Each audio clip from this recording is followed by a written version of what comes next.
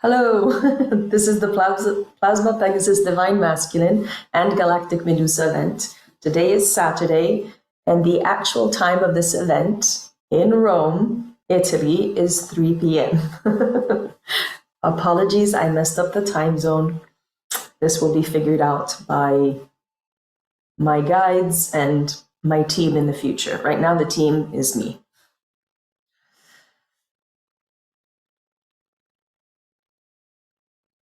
So the reason why I'm doing this event is multiple reasons. The first part of this event is the Plasma Pegasus and the Divine Masculine.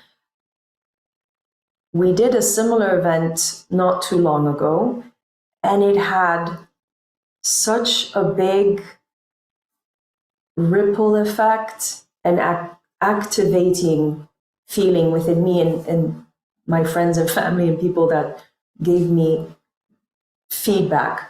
And so I wanted to join with you and with people again to bring this concept and feeling of the divine masculine in this way, and I'll explain what this way is for me, so that we can give each other a gift of talking about the divine masculine, and to, at least in the way that I work, bring in this stream. For me, it feels like a new stream. It also feels like I'm working with a new archetype or adding in, because I have had issues with my own connection with the masculine from childhood issues, and you can say maybe past lives, or just part of growing in the today's society. I found that I had creative ways that my guides were bringing me the divine masculine in different ways. And so a big surprise way was seeing and sensing this massive energy, this massive frequency that I saw as a Plasma Pegasus. So it's a white horse with wings, but on the mass scale, the wingspan is so big that it encompasses, or it has under its wingspan a whole town or whole city or even a whole country. So this is the type of protective, strong, masculine energy that I'm talking about for today.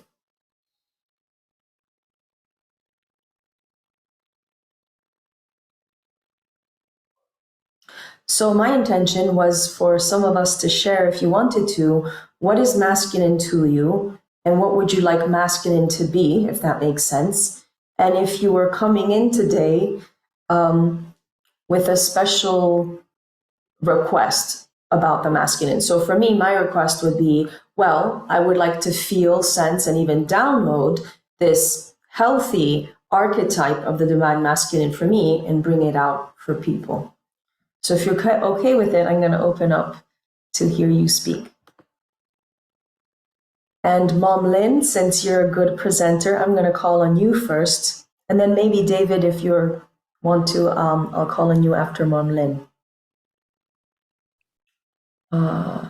Okay, Mom Lynn? Okay, here I am. Well, the first thing I thought of was maybe actually a distorted view that we like to project onto men, which is unfair. However, the idea of being strong, knowing what you're doing, leading, going ahead, those were the first characteristics that came to my mind. And I think that's actually what I would like to do in my life right now. I'm on a new wave, and I'm going to let that creative side guide me. So it would really be nice to have this masculine side that actually knows what it's doing, knows where it's going, it's strong in its belief in itself to be there as well.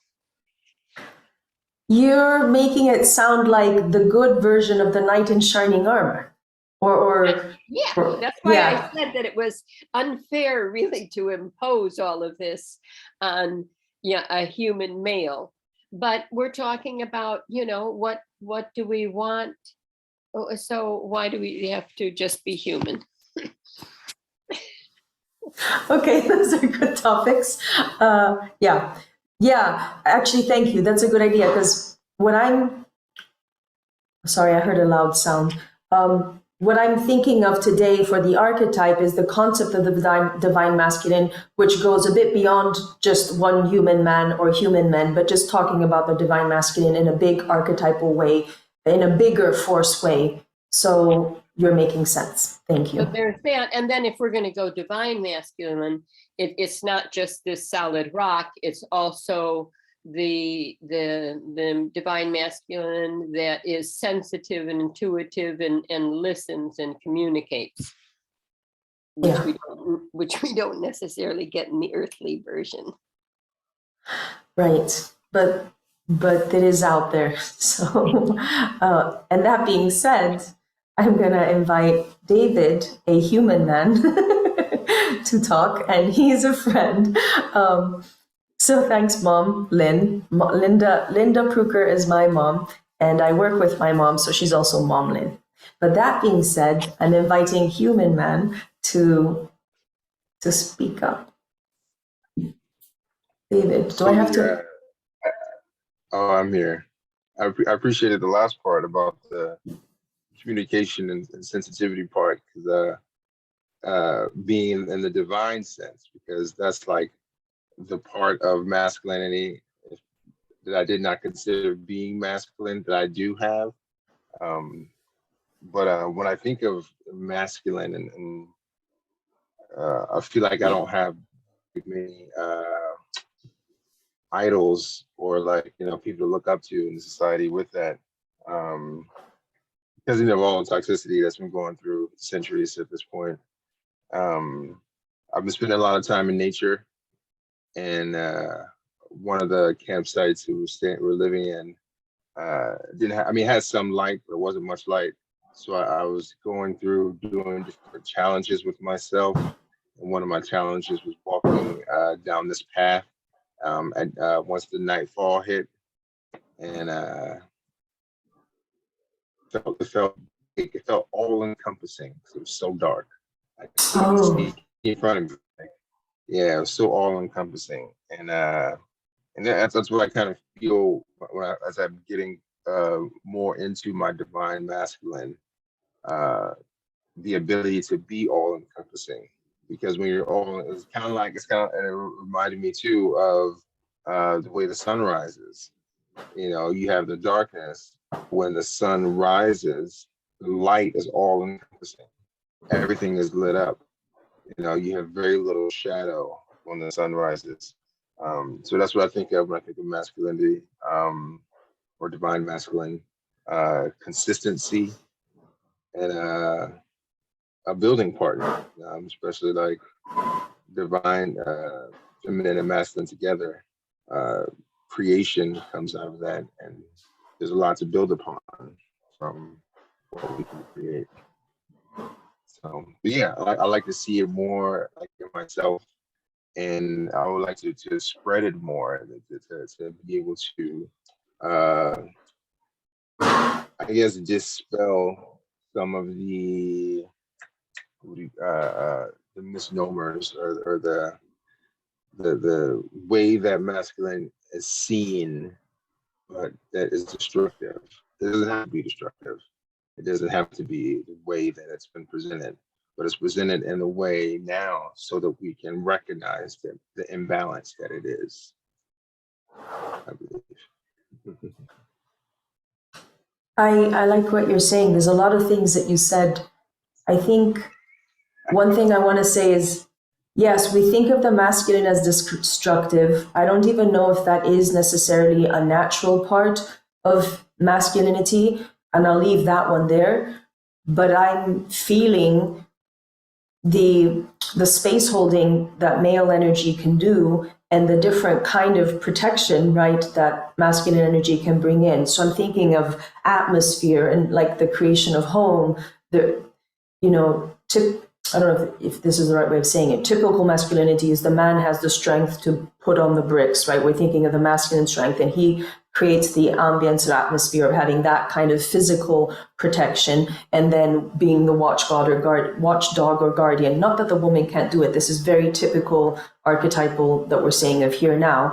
And I think that in my experience, I'm so used to understanding the masculine as military, war, destruction, a massive destruction. And I think of little boys that they find a little frog and then they want to squish it and kill it. And it's like, I'm thinking of so much of the destruction, but I would like to bring the balance back, like you're mentioning, and think, oh, but there's all these wonderful things that masculine is also bringing in his or its way. This holding space, this protection, and this ambience holding in a specific way.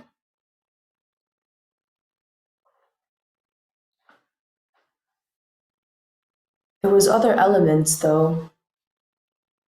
I feel like when I'm around my guy friends, or even a romantic partner, and a man is listening to me, it feels like a very different experience for me. Maybe because I'm hyper aware and that's my theme in life, but it's that kind of a space holding coming from the man energy listening. It just feels different because maybe I'm feeling like the man energy is listening to me, coming from a different place and offering me something. So you were saying the creative energy, that's what I'm aware of, that I am creating, whether it's a friendship or a different kind of relationship with, when I'm opening up and the man is listening. And so there's that man or masculine energy of sensitivity. It feels different to me. Whereas I'm dialed in with all my priestess friends, all these female women energy, and we're in circles and everything. And that dynamic is different. So I don't know how to explain it, but as I'm saying, I miss the masculine sensitivity. And I was going to bug you, David. I don't think you're done. I was just responding to the things that you were saying. No. Oh no, yeah, I'm still there. My video started like chopping up while you were talking. I was like, oh, I gotta cut the video off, but I want to show my face. We'll work with technology.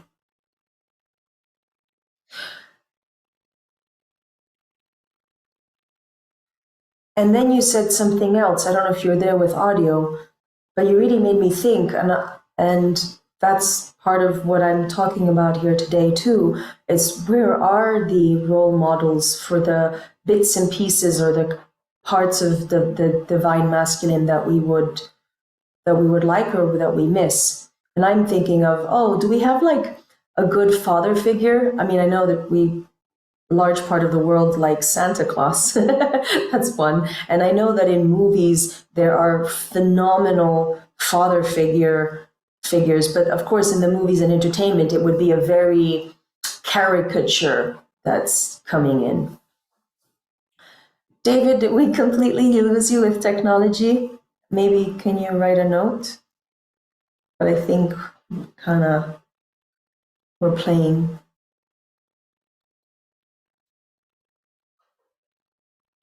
So anybody else wanted to speak about your experience and your wishes with the divine masculine?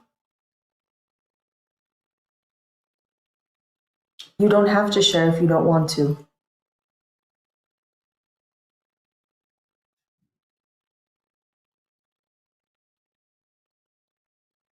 So first of all, I'll keep talking, but if you feel like saying something, just hop on in. Put your video on or put your audio on.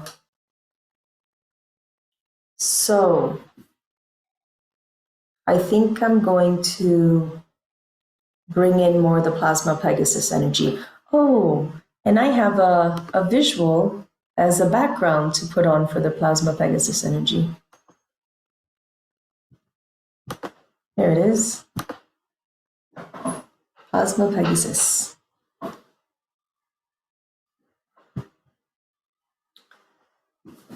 Okay, so a very big part of my intention today was really just to bring in the frequency and have you experience it. And for me, one of the incredible or best abilities that we have as humans is the ability to alter our brain waves and our whole aura waves and get into an altered state.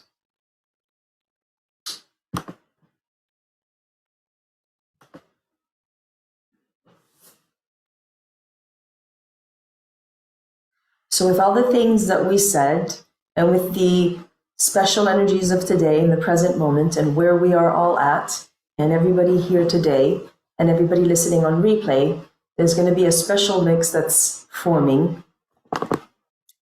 And there's going to be a special response from the universe, our higher selves, our different aspects of what kind of flavor of the Divine Masculine, what kind of broadcast we are each going to be receiving.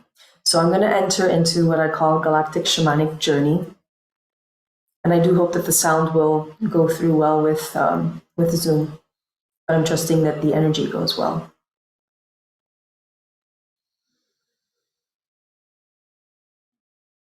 So I'm here in south of Rome in a town village called Nemi. And right outside my window, I see a crater, the woods, and the lake. So I'm literally sitting on top of a volcanic crater, and it's one of several craters in the area. This is part of a massive supervolcano. I think that might even be a technical term. It's a supervolcano. I can actually see the ocean beyond, and I'm feeling really connected to the land. There's also male fairy elementals that are in the area, and I see them through visions, and I'm seeing them, and they're very they have big, thick beards, but some of them not. They're clean shaven, some other ones. Hairy chests or not. There's different versions. And when I see the male fairies of this area, they are centaurs and fawns, and they have a lot of funny energy, but they're also very serious, but they're also very funny. And so there's linking into the nature, the mythology, and the very living elementals that I can offer you and bring to you as I'm sharing it, because it's very much alive here. Something has stayed intact for a few thousand years in this area. So that being said, I do see us all gathering at this space, and that you are sacredly held by your higher self and all of your guides, holding you in a really, really soft bubble space. It's actually looking citrine yellow, crystalline citrine yellow. And it's getting larger and larger as we are pumping it up with more light. And I know that we're going to be forming a circle now and hovering a little bit above this really beautiful lake that I should show you a picture of at some point. And that we're being held in this ancient sacred space, so that this ancient sacred space can broadcast back to you through your body, through your auric field, broadcast back the energy and support for the elemental kingdom and fairy kingdom of where you are at in the world. And a lot of us are coming from different parts of the world. And as we're doing that, we are just filling ourselves up with even more oxygen coming from beneath the earth. So we're getting it's a different kind of grounding, because grounding often is thought of as it comes from above and we just get to go down low. But some grounding from some of us people that have challenges with grounding, it can come up from the earth as it is now. And I'm feeling the earth kind of tickling. If I had a skirt on or my robes, it would be tickling that area. And if you're a male and you're like a wizard or a space wizard, then it's tickling the robes there, and the earth is just bringing in this refreshed oxygen as though we are in a forest, because right here it is all wild forest, and we're getting this great oxygen filling us up, maybe getting us a little bit happy high, up, and just keeps going above us. And we're just really circulating our energies that are coming in and out, and just feeling as effective as plants and as trees can be for this cycling of energy.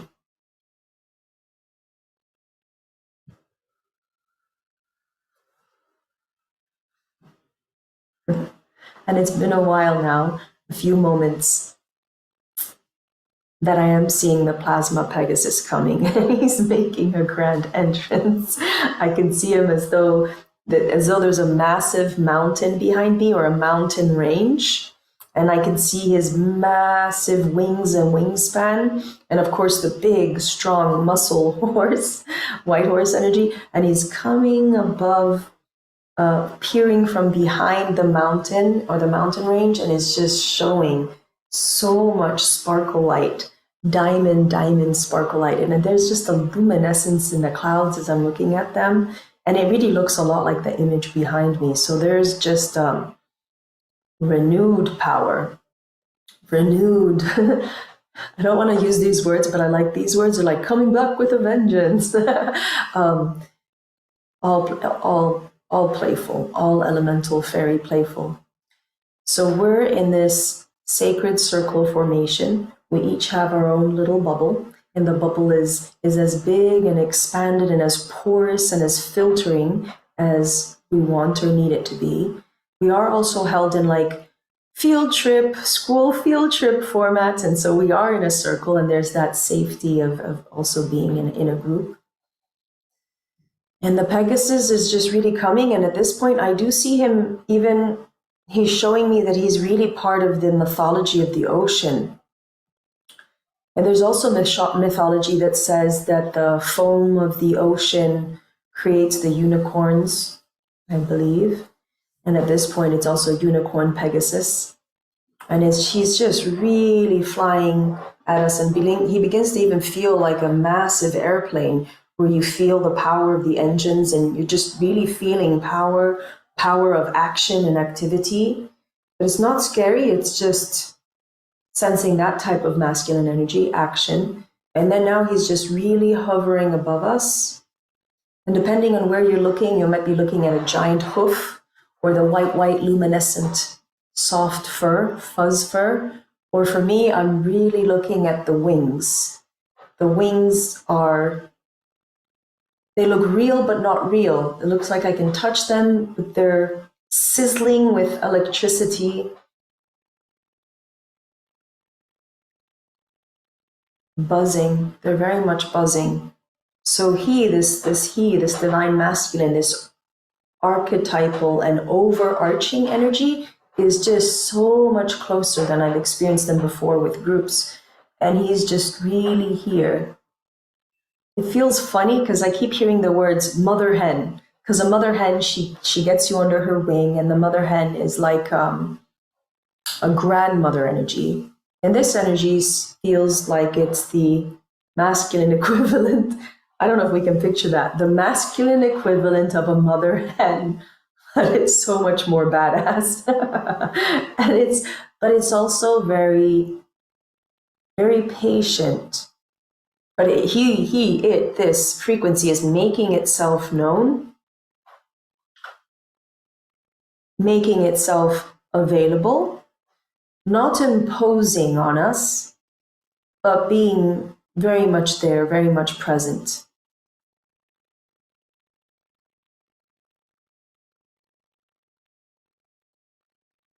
So I think we're just going to sit here. And if you want to have your hands open like this, sitting here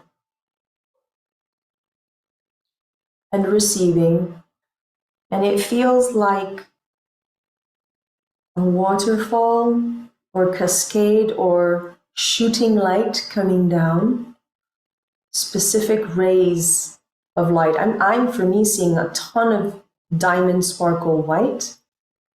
I'm also seeing blue. I'm seeing just a lot of the lights and the sort of plasma rainbow that's a little bit in here. But I think that it's going to be, you're going to feel and sense different colors, different rays, maybe even different symbols, because it feels like what is coming and being shot out is specific to what we each need. So it'll look and feel different.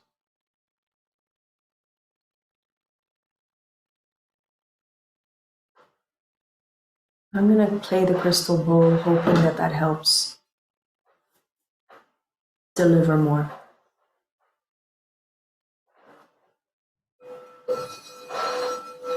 Purita alala namana ikeneyoko. Tushin anak ete tie lahala nanai ketai.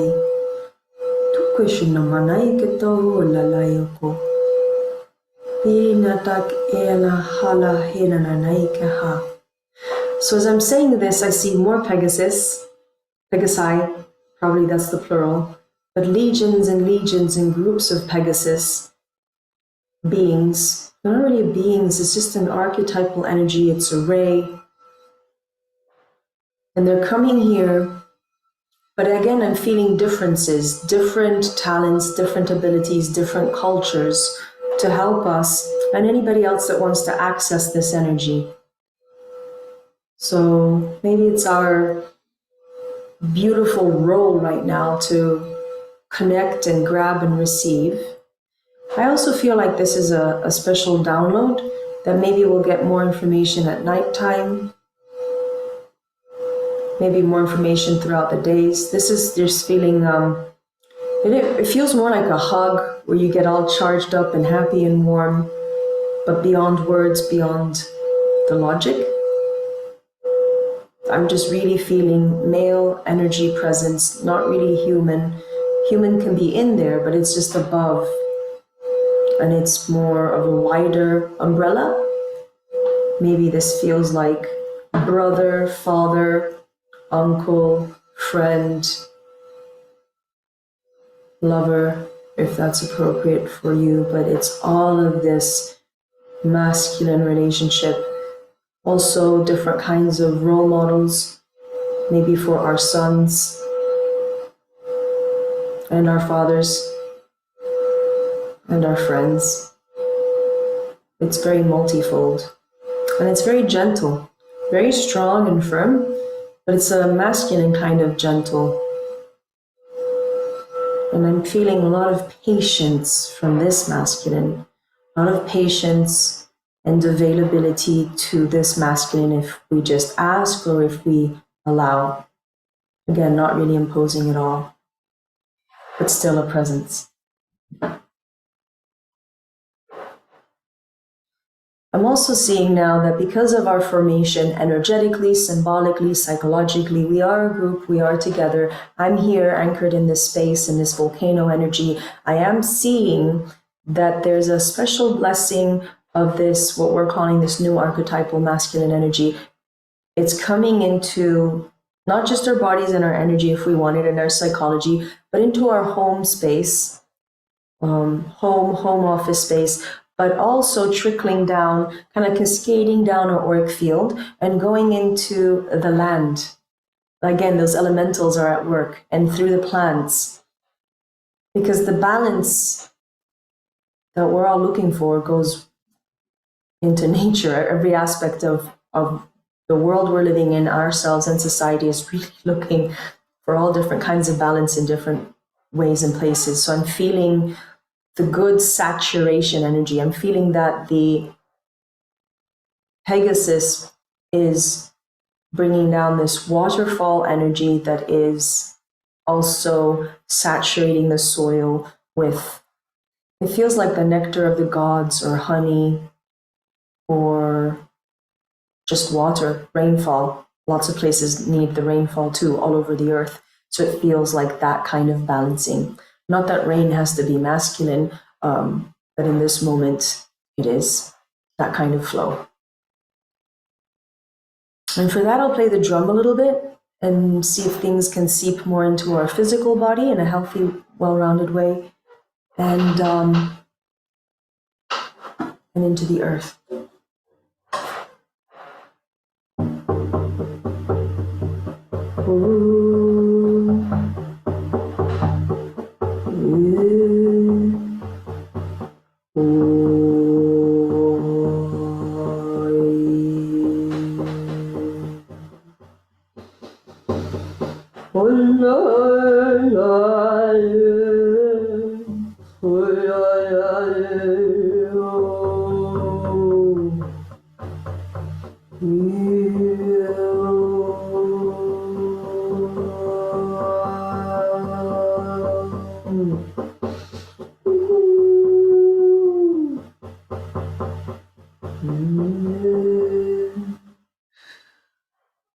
Sorry, I had some interference there. There were so many sounds I felt so many elementals wanting me to make so many sounds. I said, I sort of stopped. I was like, I can't do all those different sounds all at once. So just imagine and feel the jungle energy around you, like.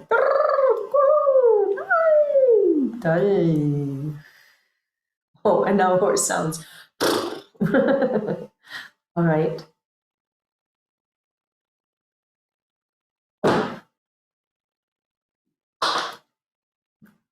Weird sounds.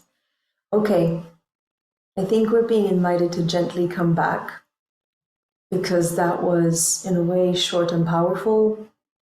But I think we were getting, I think we were spreading and expanding a lot in unusual ways and gathering energy, information, and again, momentum for us that might have been unusual.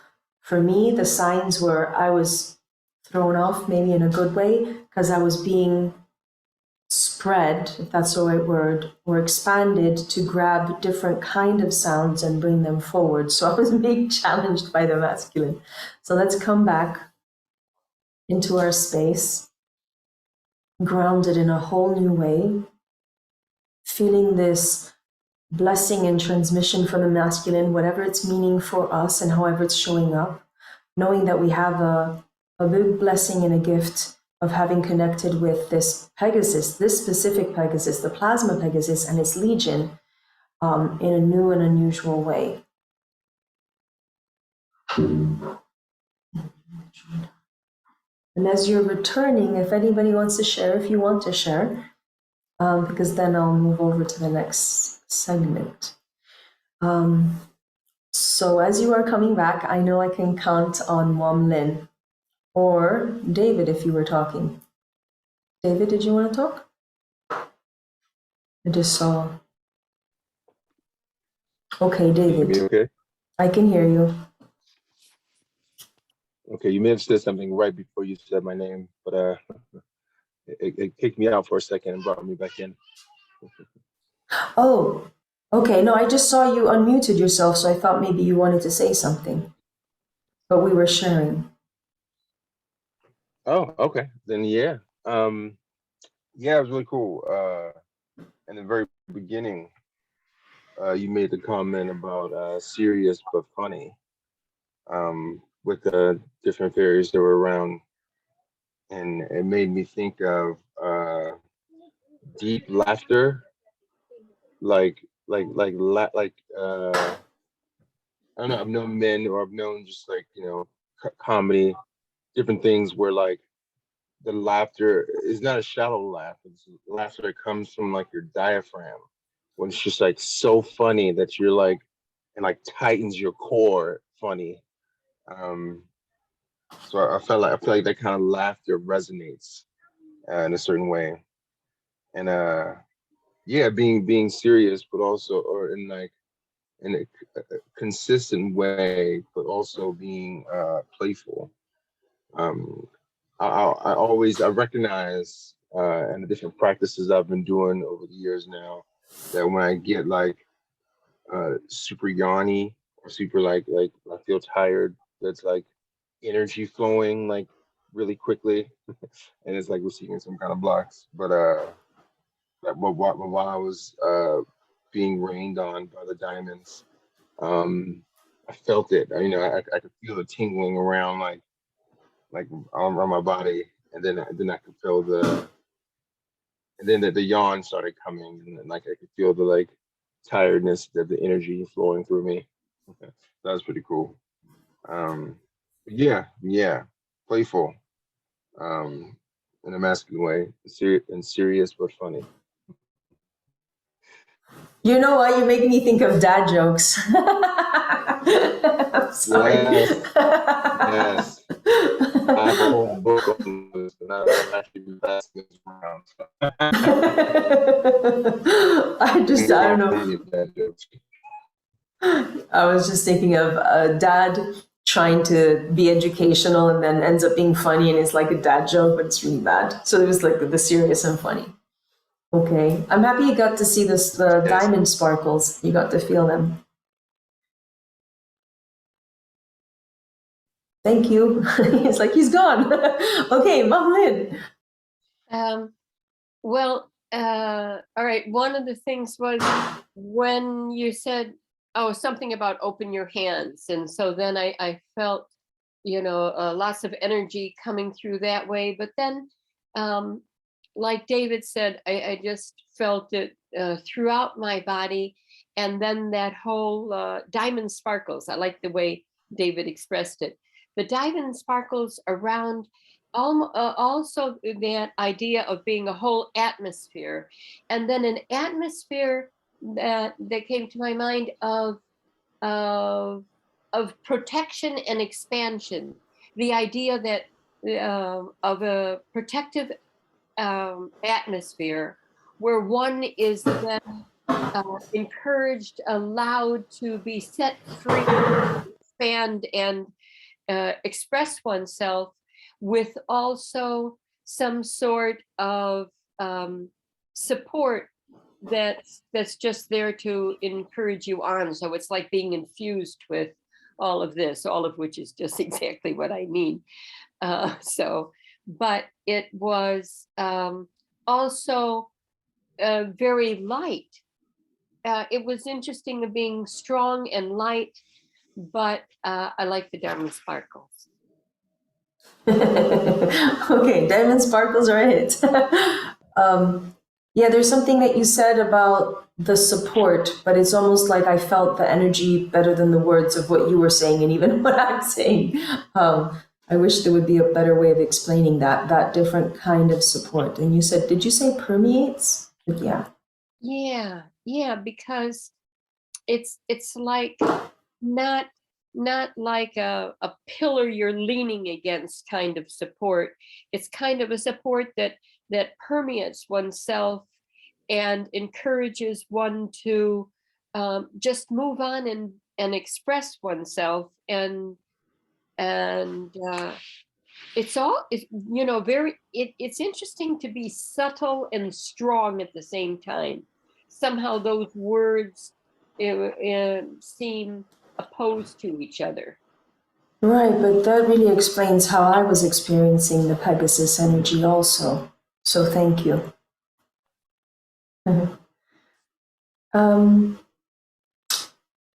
Yogita, I don't know if you want to share, and you don't have to, but I saw your nice face before. Would you like to share?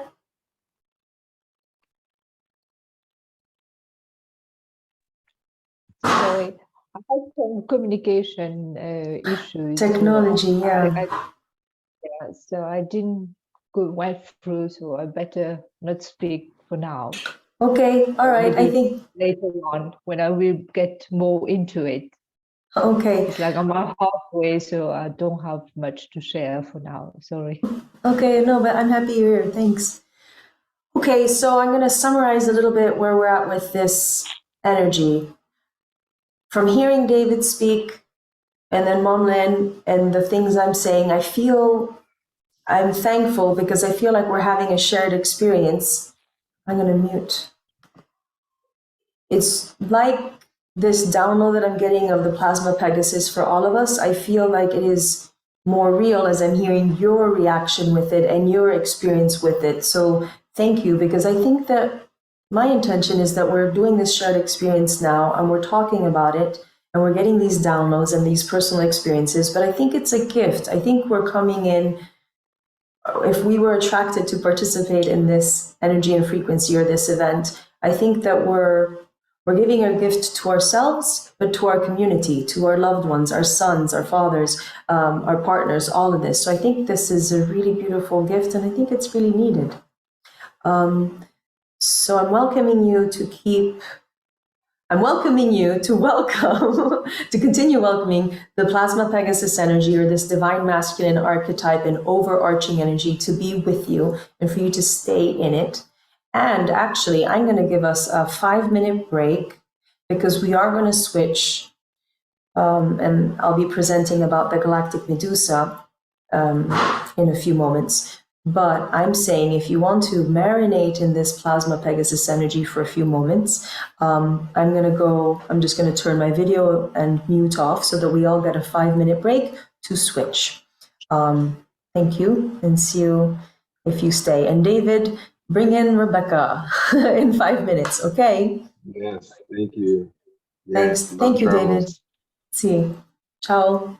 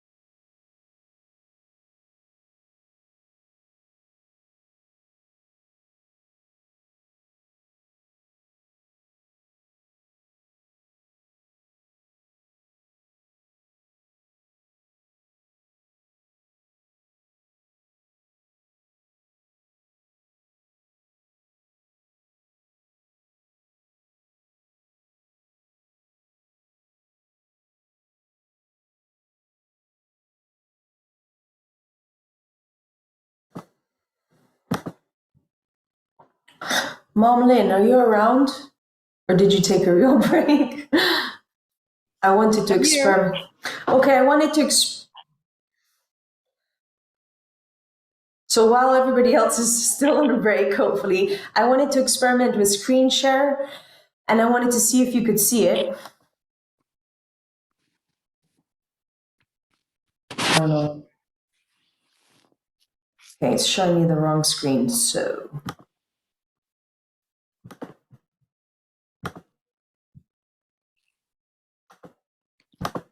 Oh, okay. Still experimenting with screen share. Okay, it's being a poop face.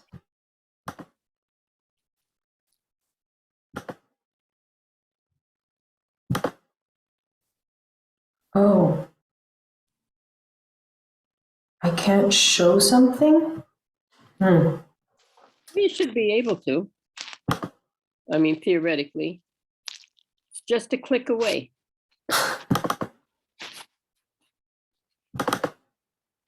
Okay.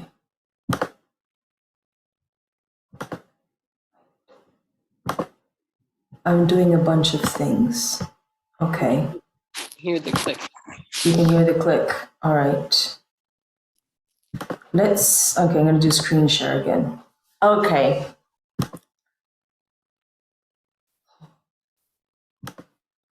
Momlin, You can see something, right? Oh yeah, I see the whole screen with the things along the side as well. Okay, I don't know how to go back Yes, though. you did. I can't go back. Resume. Okay, Oh, cool. don't look yet. All right, it's almost better if I can do it this way. No. Okay, screen share. I'll do it that way, and that way you click on the ones that you want to show. You can, yeah, it's not as pretty though. I don't know how to go back. I need training.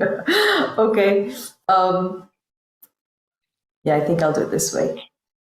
Okay.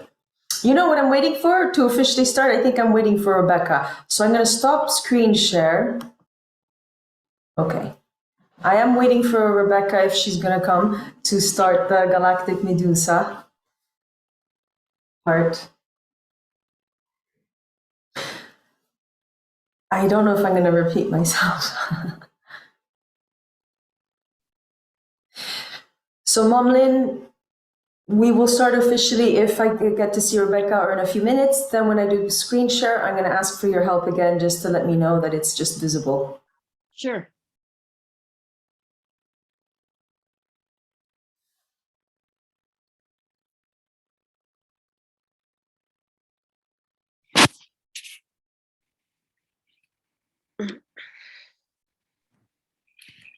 Alessandra, in the meantime, I can answer who Sadie is. Hi, who's Sadie? Apparently it's me, and I didn't realize that it's the name of my phone. So Oh, this is Kim from Texas. hi, Kim. Oh my Hi. God. Oh my goodness. Sadie. Oh, oh my goodness. Hi, how on earth did you get the right time? I'm not sure. I just took out the CST when I realized that it couldn't have been the right time. So when I just did Rome to Texas, it worked. Oh, wow. So And you're I happened very, to be on Facebook like exactly at start time. wow, okay. Well, yeah, I was going to do a shout out on Facebook and say it starts in a few hours, but it was too many. Well, anyway, it's very wonderful that you're here. I know, I'm Oh. laughing that I didn't realize that was me. But Oh, as long as oh. you're kind of holding for someone to come on, I'll share what I got during the last thing. Yes, yes. I felt that energy coming in so strongly, and it was both very powerful and very gentle. And I could feel it anchoring in through me and in through the land. And I just like spread it out kept going farther and farther from just not my land, but all around me. And I felt there was just waves of really balancing energies.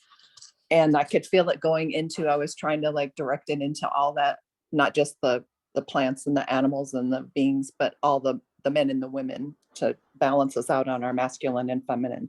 It was really beautiful, very strong. Thanks, you did super work.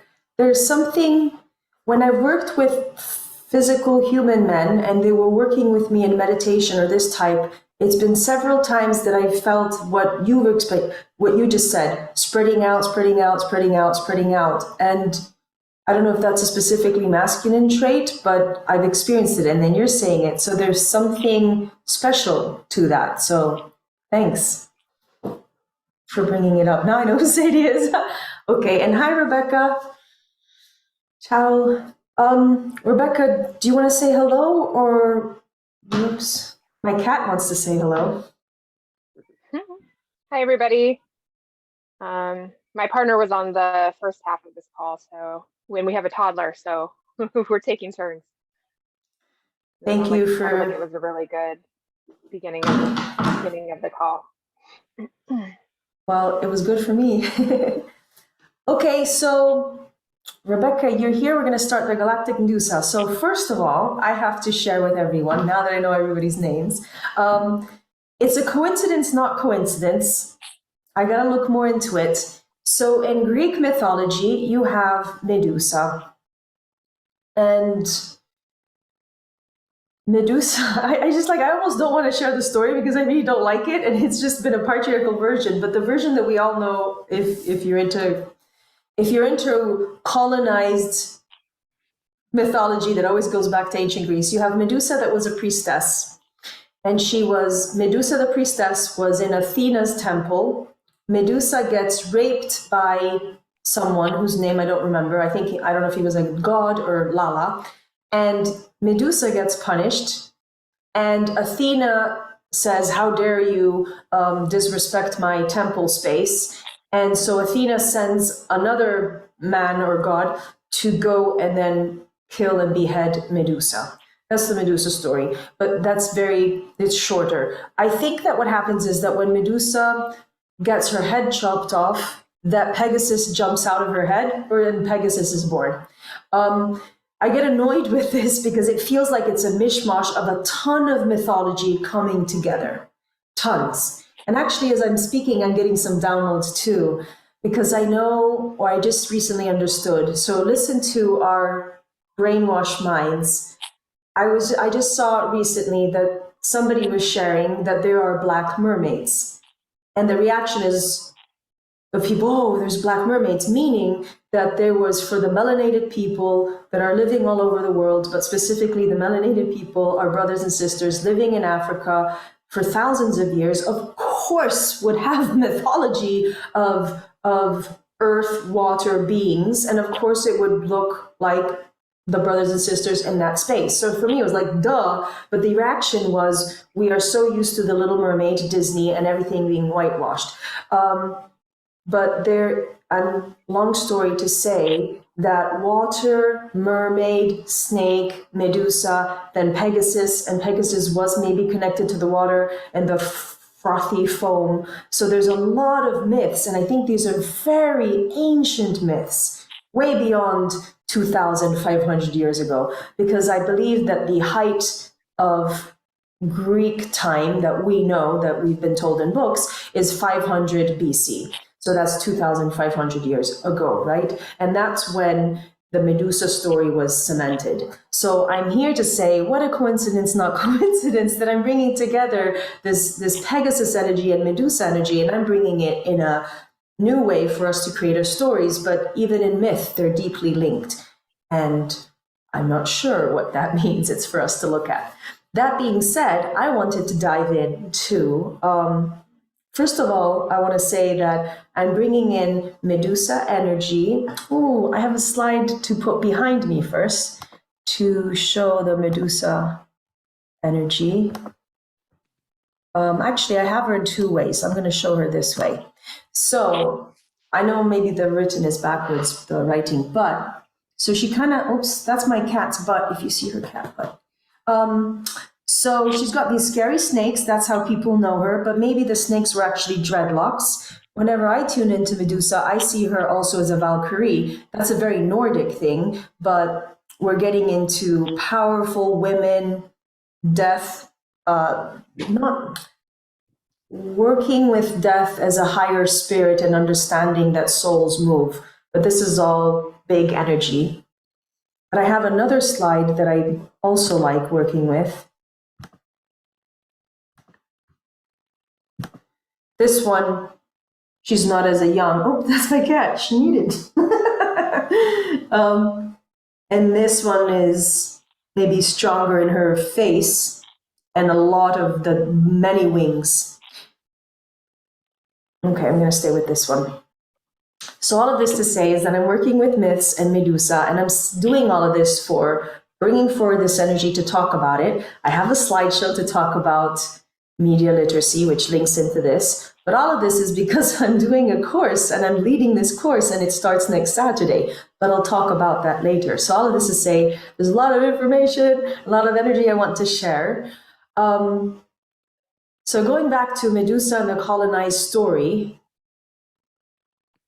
what I wanted to share with you today was the idea of what landscape are we living in? What mythology are we living in? What mythology have we taken in as our own? A big mythology is that, like we talked about earlier, men cannot be sensitive, right? David, thank you for bringing that up. And then how is David or other men, how do you bring in sensitivity to your man body energy? So that's a myth to be working with.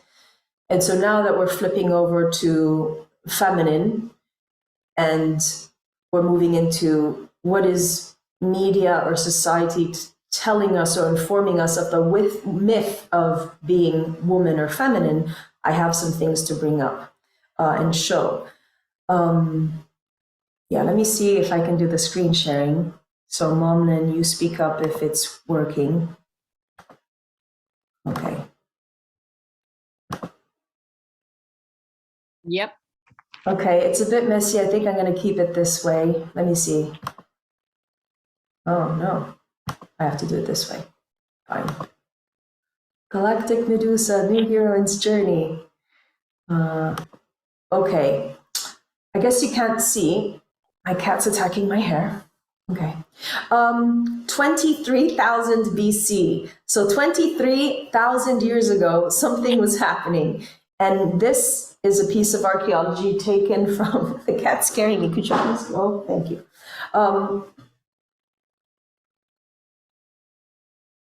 The cat's very fierce. 23,000 years ago in France, this looks like a very realistic sculpture.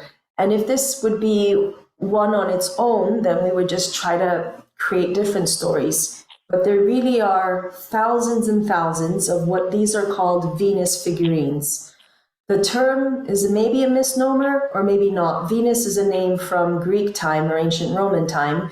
Ancient Roman time, we said, or Greek time, the height of the culture was 500 BC. This is tens of thousands of years before that. So maybe the name Venus or the concept Venus wasn't there, but the concept of goddess.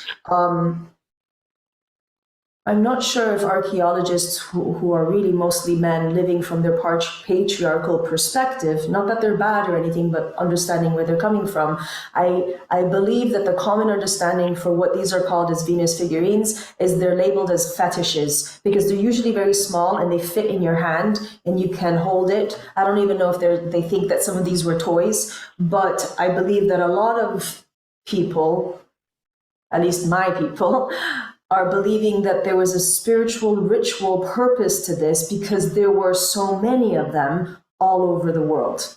So something's happening. Oh, and meanwhile, in current Earth time, this is what's happening. Does anybody want to say what you think is happening here in our world? Ta-da!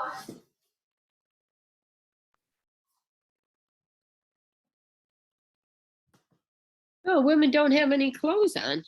In this world, in our current world, women don't have clothes on.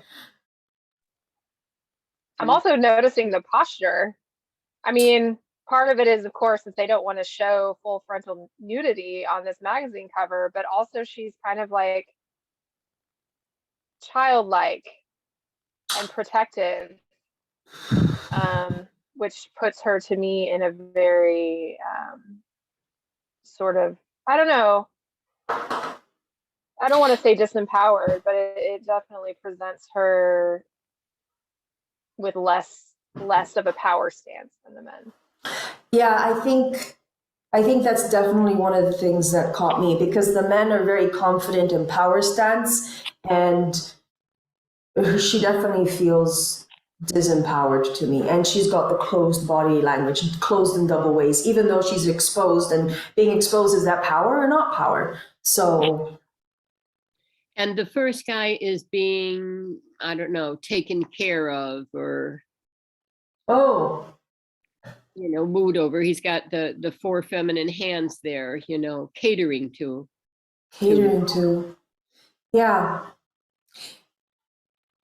Let me see if I have, so I guess I can't go back. I don't know how to go back or. The arrow, you can't the arrow button? I did the arrows. Okay. All right. So now I know I can go back and forth. Mm-hmm. There's a lot to say here, so I want to show the other slides and then we'll see if I can go back. But this is what we're living in right now, I feel. And this is a good snapshot. And if you're buying the magazine and you get one cover and then another cover separately, and this is how we're living our life, you see things, but this is now taking out of context and you're looking at it and you're like, this is a snapshot of the environment in which we're living in. At least the modern global Western world is living like this. So Oh, and we're also living like this. Oh, this Whoa. is, yeah, it's a car ad. Any comments or reactions? Oh my God, that's a car ad? Hold on, Wow. yeah. Yeah, Talk about yeah. being straitjacketed. Talk about the woman, and it's obviously a woman. I mean, it's not like they just picked a human being. It is a woman who's also naked and tied up and muted. Extra tape over the mouth. So I need to honor before I forget that this is called media literacy, looking at images, dissecting them out of context, or it fits in sociology. And the only person that I know that does this is Jean Kilbourne. She's been doing it for over 40 years. And she pointed out, because I get so overwhelmed with this and I react the way you do, but I just want to honor her for bringing all of this stuff up. She will be pointing out and saying, porno culture has become mainstream and is being used in these ways. So you and me, we're reacting as it's a woman, and it's I'm just getting shaky for how angry I am with this. But then it also bizarrely has an eroticism aspect to this for, I don't know, porno world people. I'm going to go through with other slides. We can go back if you want to. Oh, meanwhile, 5,000 BC, so we're like 7,000 years ago, we have these images, and it's Greece. And interesting that her face is almost a mask, no eyes, no mouth, but her vulva is defined. So, from the research I've done, the fact that her face is a mask is showing that she's an overarching image. And maybe she's a good complement to the Plasma Pegasus because he was an overarching archetype. And a lot of this image is very intentional. Any comments about her?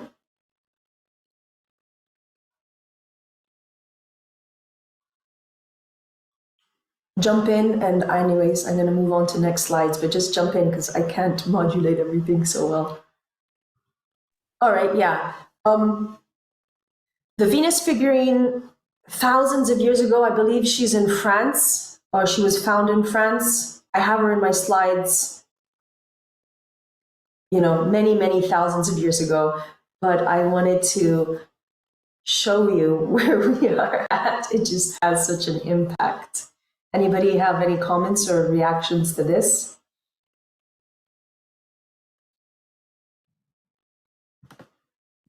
I'm kind of speechless. It's like, what are we going to say about this? It's just so ungrounded in anything natural or reality.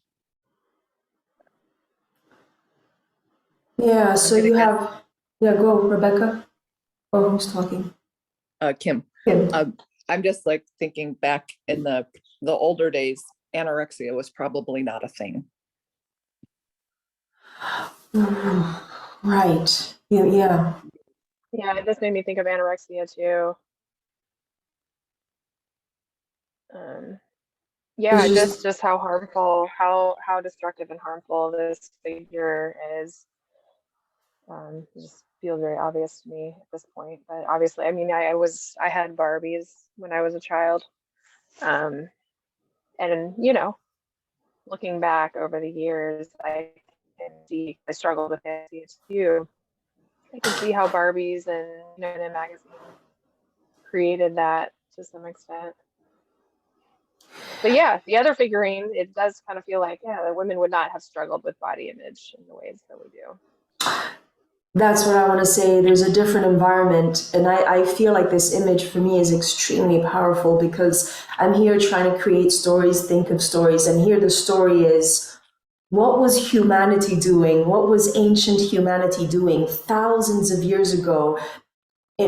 it hasn't made this story of this Venus figurine, or the figurines in general, has not made it anywhere. I don't know the stories anywhere in our history books. So there's something lost here about what the ancient human was doing. The ancient man, the ancient woman, the ancient girl, they were doing something different. We are such a different animal now, holding plastic and holding that object versus holding the other object. So all I'm thinking of is, what is the story?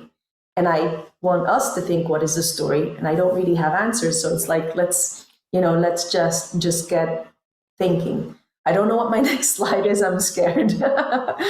Oh, media tricks. Okay. That's from media literacy, being literate about the imagery around us.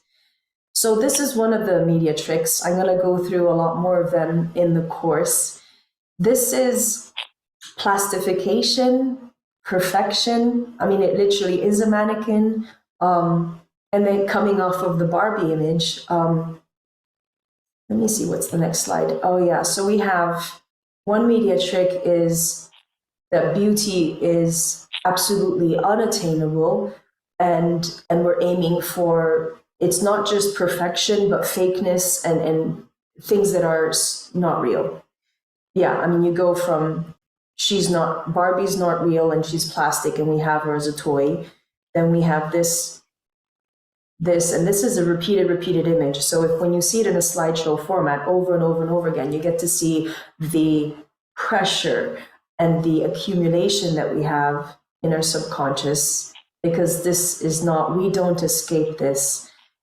People who begin to understand maybe the concept of media literacy, everybody responds the same way and says, but I don't pay attention. But unfortunately, we actually do. And that goes into things like Bruce Lipton and other big speakers say that we are absorbing all of this, especially in the first 7 years of our life. We're walking around in a hypnotized or hypnagogic state where we are absorbing all of this data, and this is forming our identity of how to be, how not to be. So if I'm a woman, I feel like I should be looking that way, and I still would like to have a flatter stomach, and actually I still want to look this way. With this is another media trick. It's actually multiple tricks, but it's really looking at body language specifically. So these postures, and again, there's more to look at. The one in black and white is Miley Cyrus. Don't know if that makes it better or worse. She's got so much talent as a performer, and she's in this position too. If you're in this position of power, great, but I don't feel empowered for her. I think I want to share more. Oh, yeah. Just to be a bit controversial here, because I love to be that, the far image that is less defined, so that would be to the farther left, the Tantan, that's what, I can't see my slide because it has, my screen stuff is on it, but I think it was 300,000 years ago. So basically hundreds of thousands of years ago. It's very controversial. I think there's one or two, there's several of them. I think it's controversial for several reasons. They're trying to say if it's male or female, and I think they did find one that was definitely had boobs, so it was definitely female. And what's controversial about this is it's so long ago. And then, I mean, I don't know what people commonly think the ancient human is doing. I always thought that the ancient human history goes very, very far back, and intelligent and spiritual activities were happening. So for me, a 300,000-year-old sacred ritual object is not a surprise for me. But I'm telling you, I'm showing you archaeological things that are heated. The most famous one is the Venus of Willendorf, found in Austria. And she's the much more voluptuous one. And she's the one that, I thought she was the only one that existed. I think I knew of her as a child or a teenager, and I thought that was the Venus. That was the Venus. I did not know that there were thousands of different versions, but looking quite similar. And then I just found out, I don't know what it means, but it was very recent archaeology found that the stone or the material or the clay that the Venus of Willendorf in Austria came from somewhere in Italy. So we're like, yay, Italy! So it has special resonance. So any comments so far? You also have that Willendorf figurine has a divine vulva. Yeah, and then she also has a completely masked head. So the vulvas are a very big deal, and the vulva symbolism, etching, was found in many caves for thousands of years. So big symbolism. Oh, and so back on Earth now, please somebody respond to this image. We have what, 50, 60-year-old Minnie Mouse? Somebody correct me, but that's more or less right. You have older, yeah. So you have Minnie Mouse, and then you have contemporary Minnie Mouse. Please respond to this. She's lost her innocence there.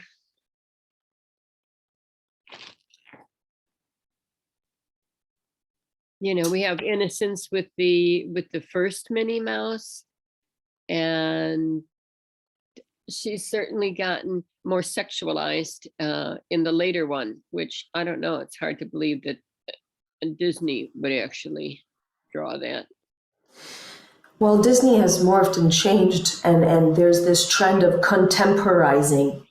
And there was an intention in the marketing business recently, but in the last 10 years recently, that they noticed that, was it toddlers or after toddlers? There was preteens, there's the preteen category. So you have innocent kids, 5, 6, 7, 5, 6, and 7-year-olds really like to play with Barbie dolls. So you have little kids, 5, 6, 7 years old, that really want to be bigger. So it was cool, it was interpreted as cool to have adult stuff. So basically it's trying to say a 6-year-old feels cool if she's playing with a Barbie doll or something along those lines, or she has a woman purse, or she has makeup on. So the way that the marketing engineers understood this is that they sexualized earlier stuff because the girls or kids were interpreting it. So it's cool, it's part of the adult world. And so there was a response. There's other theories which are more nefarious, saying that, well, I don't want to really get into that, but it's just sort of teaching girls at a younger age to have a posture, and we're getting into the whole world of beauty pageants for little tiny toddlers. Is that good or is that not good?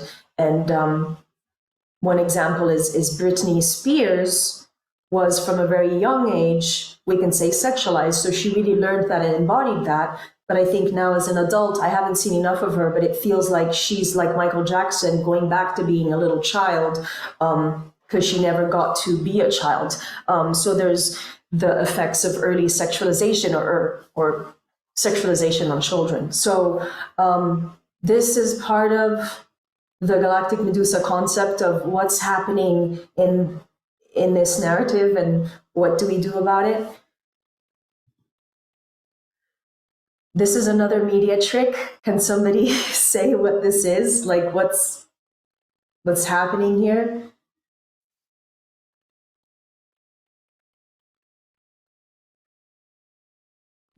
And first of all, those legs are like ridiculously skinny again. But no, I don't get it. Well, this is objectification. So the woman's body is used as an object. And when you objectify a person, you dehumanize them and you're getting closer to, this is an act of violence, essentially. I don't know if I had the violence examples. Oh, no, I didn't.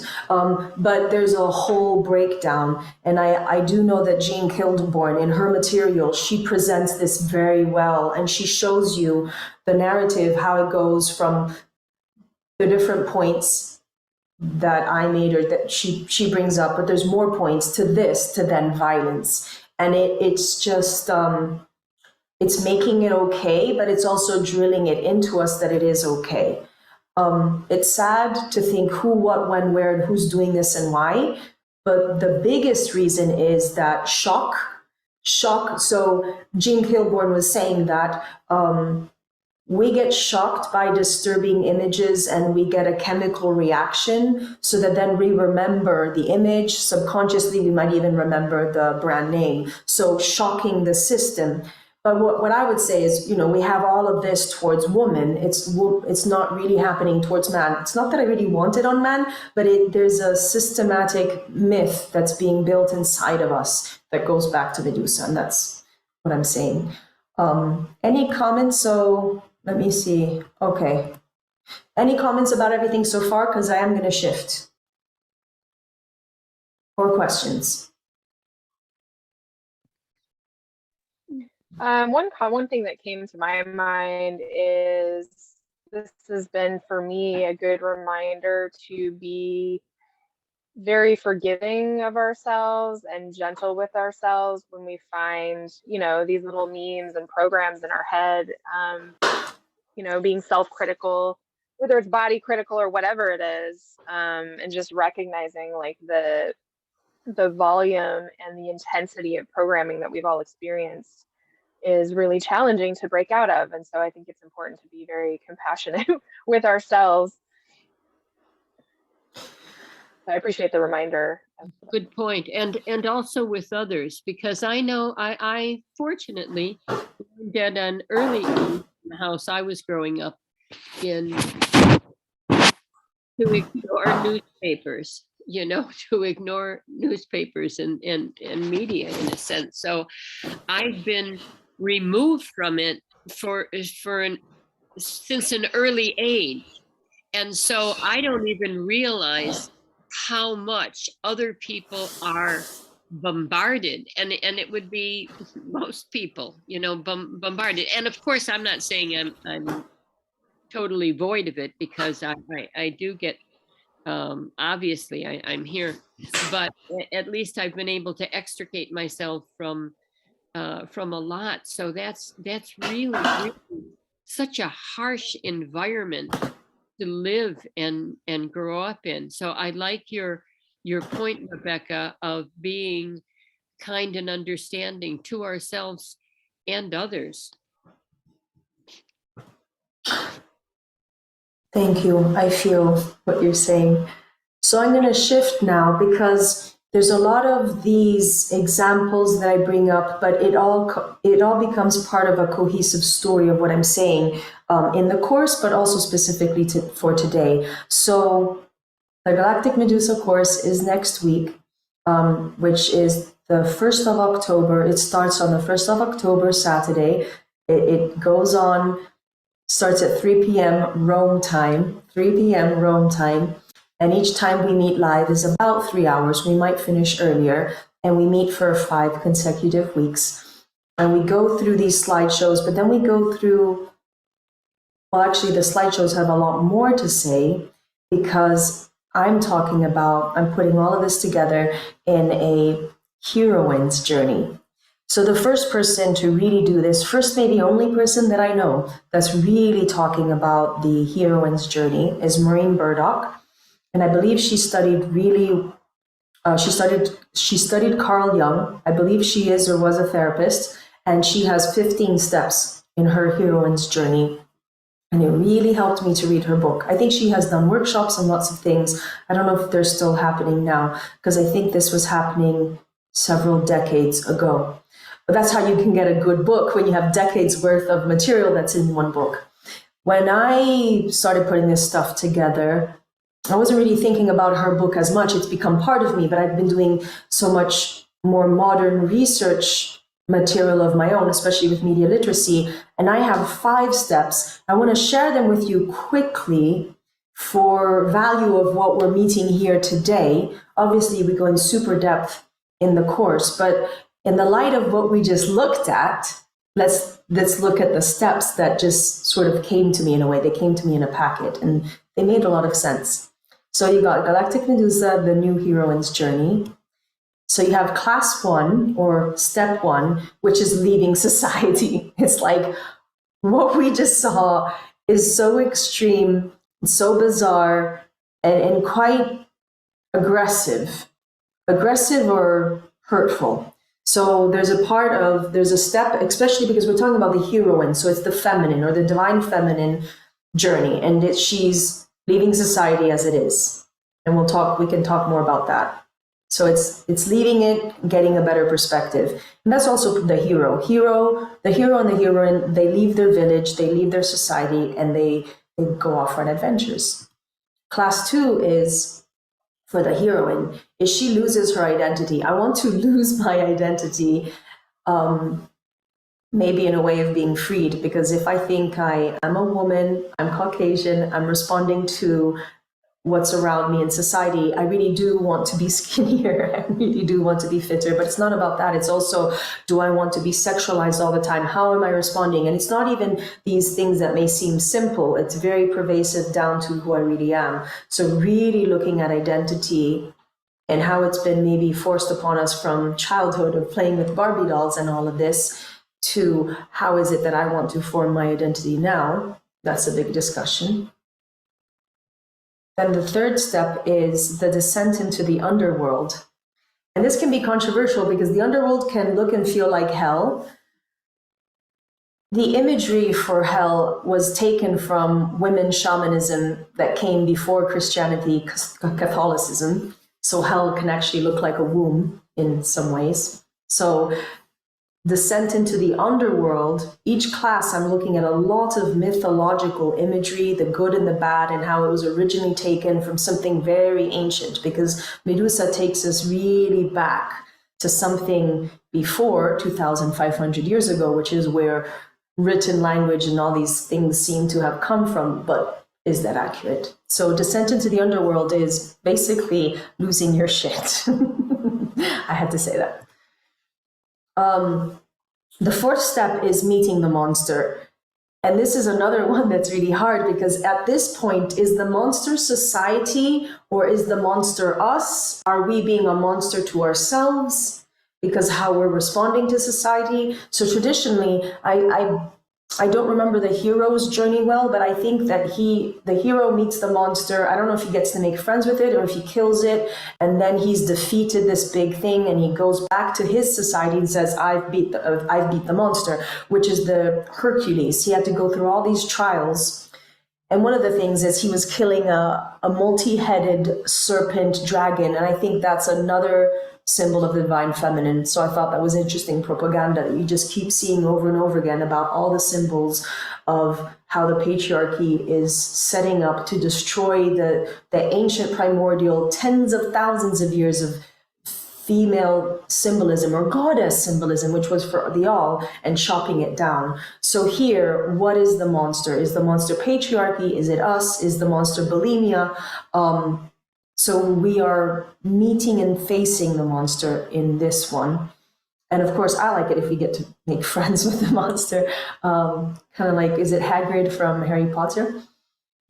Final class, she's looking very warrior and very happy. And this is Free the Dragon. So you get freed. But then we look at symbolism, snakes and Adam and Eve, that story, and dragons in China 6,000 years ago, and what did that symbolize? And caves.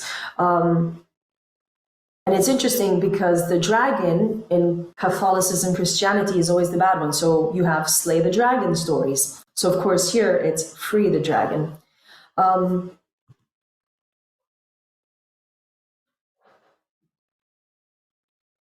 Those are really all very big steps. And I think somewhere in there, the descent into the underworld, which I said, well, this is where you lose your shit. It's madness. Madness is in there.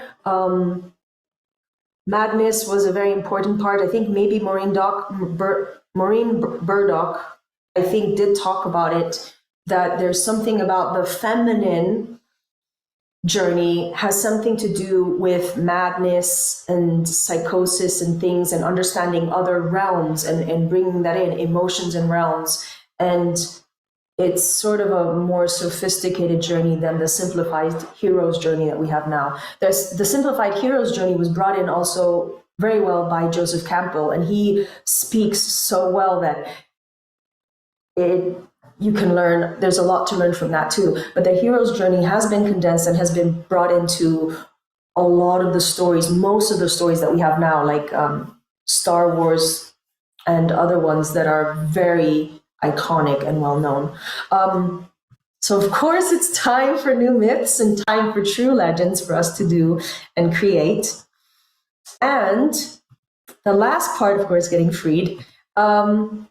This is ingredients of the course. But what I want to say is, do you have any questions or comments, or do you want to share? Because we have a few minutes and I want us to go in a shamanic space to gather the power that Galactic Medusa has for us in a similar way of how we gathered and received something really special from Plasma Pegasus. So before we do that, any comments about everything so far?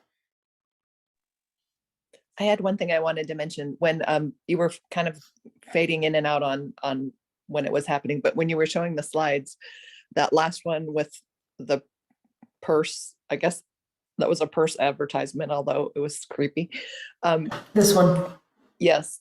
And I can't remember now the ones before that, but I had seen somewhere and I've been noticing it that in advertising and in the things around us, that the color is being taken out. Like it's all very dull colors. And even like it was mentioned cars, like you see only like gray is the huge color. It's gray and black and white, and all the colors are kind of disappearing. And I feel like that's also a part of this whole trend. Like we're losing the magic.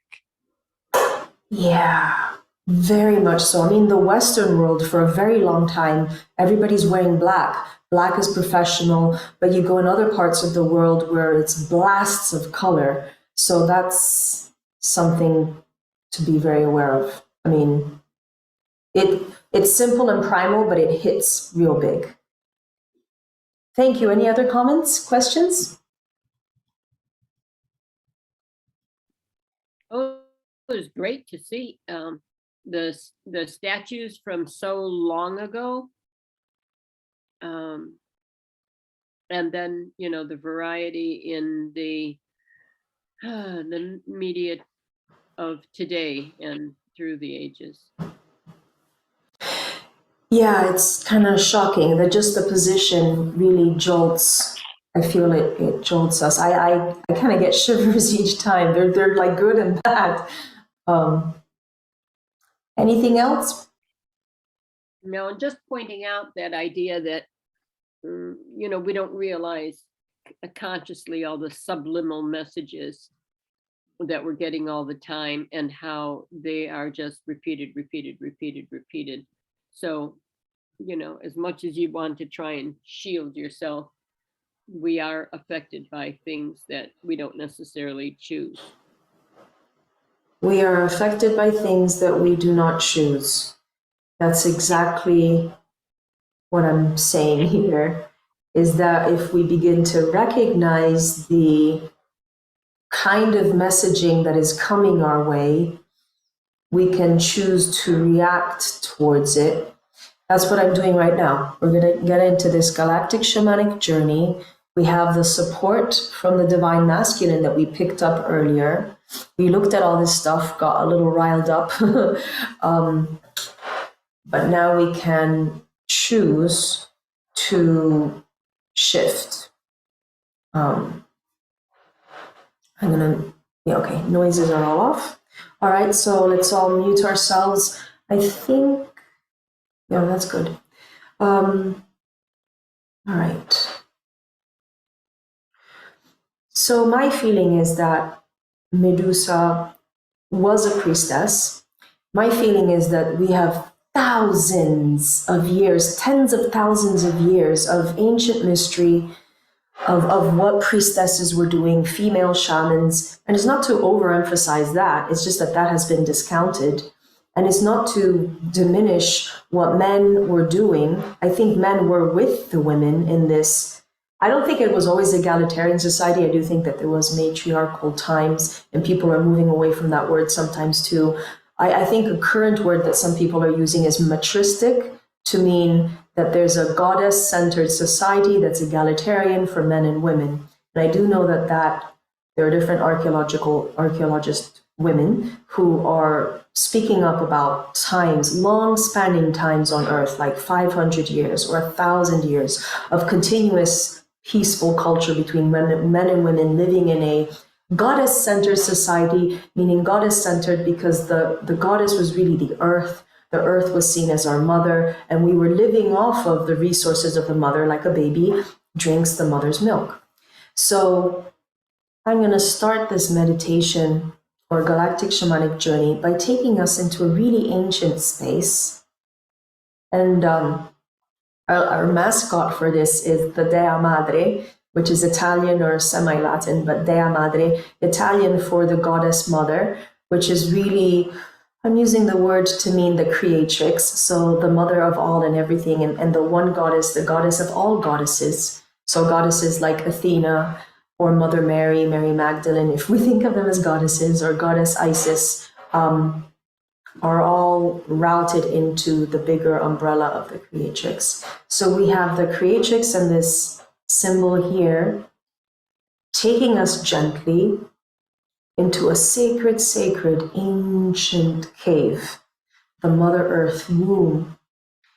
And before we really get fully comfortable in there, remember and set the intention that you are highly protected by your higher self, and that you take it or leave it. You take what works and you drop what doesn't work, in my words, in my tone, in the energy of whatever's coming in. So you are really co-creating this experience for yourself. And we all are doing this for ourselves right now. And also maybe contributing to the greater collective that can access this energy. So we are going deeper into this cave space. And it's been a space that's been prepared for us. It has a past, present, future energy.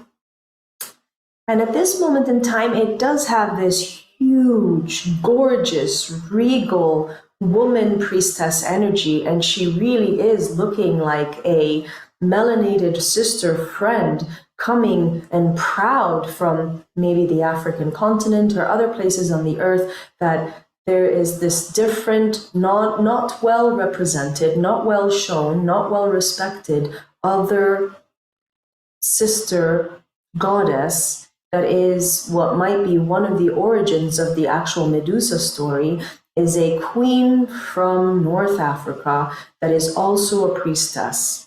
And she's coming to us as our high priestess in this moment in time. She's also very galactic, very rainbowy, very sparkly, very futuristic. I mean, I might see her with a bunch of silver on her, or silver and gold, or rainbow pearlescent sheen. Very, very contemporary, but very ancient and primordial. She might have some snakes around her if you're okay with snakes and symbolism, or she just has some ancient archetypal symbols that you understand and love. Maybe she's holding a Venus figurine in her hand and giving it to us, but she has a lot that she is anchoring and transmitting for us right now. And she's been waiting for us, and we've been waiting for her. So in this moment in time, I am seeing the Plasma Pegasus coming up in the sky, and he is the ocean and the sea and the sky, and he's looking very pearlescent and sparkly, and he's looking down so lovingly into the earth. And then I see the earth, and the earth mother, planet earth mother, is very luscious and full of trees and forests and different ecosystems. And yes, there's the deserts, but even the deserts have so many ecosystems in there too, so much diversity, biodiversity. And I see the privacy. I see the privacy of the forests. I see how you can be deeply protected in a forest area or in the jungle. And then I'm being led to look down at the soil and to look at the interconnectedness of the roots of the trees. And fungus or fungi, maybe fungi sound more friendly, but the intelligence and the genius of fungi that are interconnecting, kind of looking like the neurons in our brain and in our body, just these highways of electrical information going from plant to plant, and all the plants are connecting, and we're going deeper into the soil, and there might be some worms and snails and insects and other things that are living so happy And then we keep going lower and lower into the earth, feeling the earth and feeling the moist, the cold, the freshness of the earth. And then we're at the top of a cave, which is the cave that we've been connecting with. And we go in the cave, and you can feel the protection and the layers and the, I don't know what to call it, the preciousness of every single element in the earth. And you can feel how all of that is really part of the Earth Mother. And you can feel, I don't know, kind of like a healthy pride as I'm a human and I'm living as a multidimensional, rich soul embodied in this human body. And I get to be part of all of this nature and the crystals and the trees and the elementals and Mother Earth. I'm feeling like as a human, I'm a wonderful being. And this body is wonderful. And then I feel that we're all standing up in this cave. And I'm like, oh, we're standing up to attention.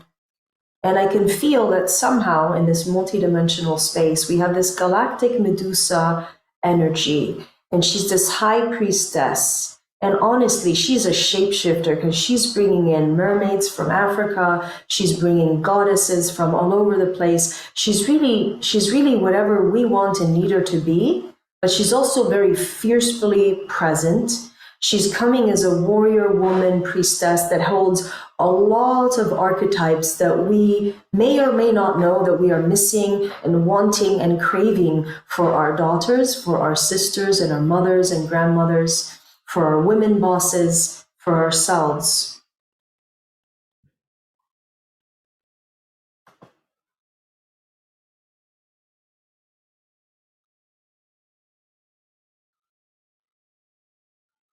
So she has something to transmit to us, and she's beaming it as the goddess that she is through all of her auric field, almost like a porcupine, but in a good way, just transmitting this energy to us, recognizing us as her sister. Whether we are male or female, we can really be receiving this divine feminine broadcast.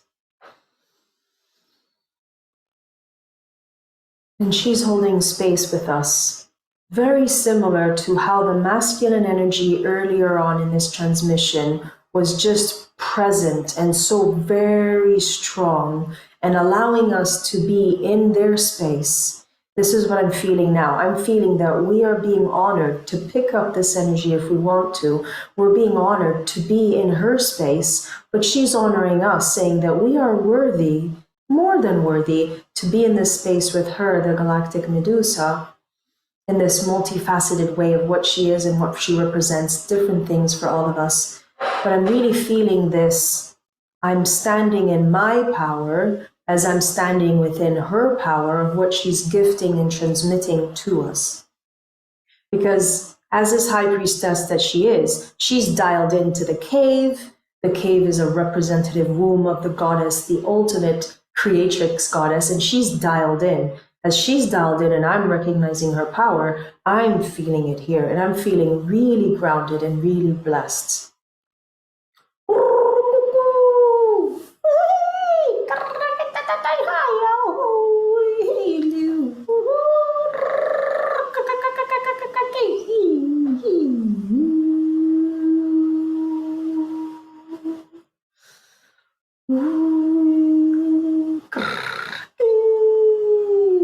So many warrior women and priestesses. We're talking about much farther back than 2,500 years ago, much farther back than the golden time of the ancient Greeks that we know, deeper into ancient matriarchal times or matristic times, but farther into primordial times.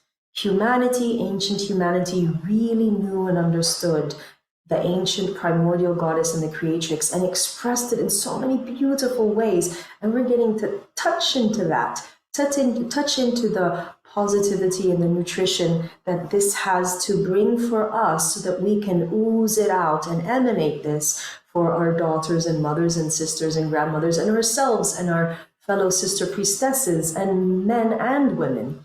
just to seep this into society, it is a richness. And one of the most beautiful gifts is that I'm feeling it coming into my body, to have more body love and acceptance, and to have this body be so gorgeous and magnetic in a healthy way, mostly for my self-esteem or our self-esteem, to feel powerful and embodied, and to bring in phenomenal health, rejuvenation, and just this deeper grounding into ourselves and the ecosystem. I think that we've gotten the download and the gift. Medusa is blowing us kisses. Well, she's become gentle and nice. She's showing different parts. She is really thanking us. And I think she's like pulling something out from her hair. I don't know if she's pulling out a whole piece of hair, or if she's pulling out feathers or colors or rays, or if she's pulling out a snake as though the snake is one of her friends and familiars and loved ones, and she's passing it over to you. Again, the symbolism can change. If you're afraid of snakes and you don't like it, it's something else, because it is shifting in my view. For me, it is a snake, because I've always loved snakes and found them so fascinating and beautiful, and just in a way sort of alien, but deeply belonging to the earth. So for me, there's all this positivity and mysticism around that. And so we are being wrapped up in, well, often spirit. When I work with spirit in this way, we are often given new ceremonial blankets to encompass and hold and absorb the frequencies that we've just received. So in this moment in time, it's almost like we are the caterpillar getting in our chrysalis, and there's this very soft silk being spun around us, and it's very rainbowy from Medusa because she's so galactic and rainbowy, but also there's this feeling of the Pegasus who's bringing in all this other sparkle diamond, and so there's a co-creation together of this divine masculine and the divine feminine working together in a whole newly evolved way, that we as future beings and beings that are so good with bringing futuristic love and technology and understanding to this current system and planet that we're on, we're getting these resources too. We're getting updated and upgraded.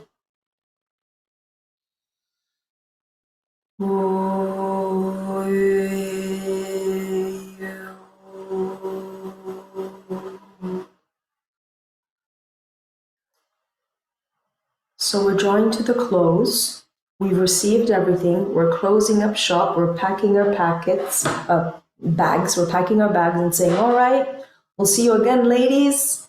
We're going to be leaving the cave right now. We're going to go up through the soil, through the stones and the pebbles and the nutrition and the minerals in the soils and the crystals that are found in there. We're going to go up where you can see more of the fungi, and then you can see all these beautiful big roots, and up, and you see the fresh grass. You see different kinds of grass because maybe we're in the jungle, and then you go up and you see the trees, and maybe you stay with the tree for a little bit to ground, to feel the freshness.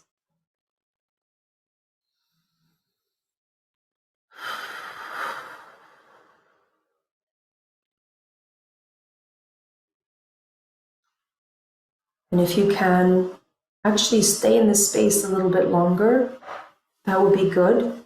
And if you're wanting to ground, you move around a little bit.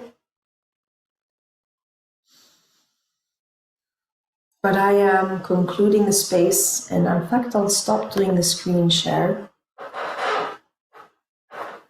I am really closing it all up for all of us, while we are also establishing a deep connection with the trees and the soil.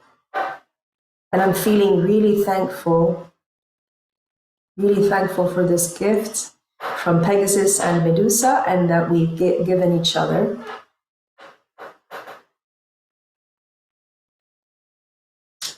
And I feel like if you can really stay in the space, stay in it, because I'm going to draw this all towards a close. So maybe that we all have our individual, I know I keep hearing the word sacs, like an amniotic sac, which feels similar to the chrysalis and the silk energy. So we all have our sacks around us, and we're all connecting with an intimate tree, which is really part of the forest that I'm in. I mean, there's forest reserve, nature reserve energy around here, and we're each given a tree. And I'm feeling a lot of the goodbyes from the trees and the nature around us. And a deep thank you. There are a lot of spirits, good spirits, shamanic energy that is just deeply thankful for what we've been achieving today. So if anybody's fully back, let's say some goodbyes, because I do have to close this up in really a few minutes. Hi, Alessandra. Just want to thank you for this wonderful moment. It's difficult to find words. So where we've been, the energy there was like untouched, very powerful on its own. Very, it's like it has everything in it. It's perfect, very powerful, very supportive, and it's just like just a good feeling where you just wanted to rest there and stay with that energy. And I happened to have a bit of communication with really good. Where I've got to give me something and to talk to me about my future as well. So that was really great, and I thank you for that, for the opportunity. Thank you. Thank you for making every one of us here now in replay is really making this energy. So thank you. And I like how you expressed it, because that's how I felt it too. Thanks, Yogita. Ciao.